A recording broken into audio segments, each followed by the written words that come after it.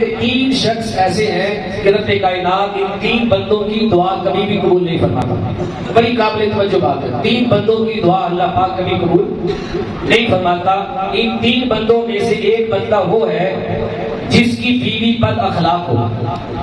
جس بندے کی بیوی بد اخلاق ہو، بدتمیز ہو، اس کے ساتھ حسن خلق کے ساتھ پیش نہ آتی ہو، اپنے شوہر کی اطاعت نہ کرتی ہو، اور طرح طرح کی بات پر اسے 2-4 باتیں سنا دیتی ہو، بد اخلاق ہو، اور بد اخلاق بیوی کو سہنے والا بندہ. حکم یہ ہے کہ جب خاتون بدتمیزی پہ اتر آئے تو اسے 1 طلاق دینی چاہیے. یہ 1 طلاق اس کی دھمکی ہے. اس کی عزت ہوتی ہے. اگر وہ سمجھدار ہوگی تو 1 طلاق کے بعد سمجھ آئے گی، اپنے اخلاق کو درست کر لے گا. اگر نہ سمجھی تو پھر عدت گزرنے کے بعد پھر اگلے مہینے میں دوسری طلاق دے دو.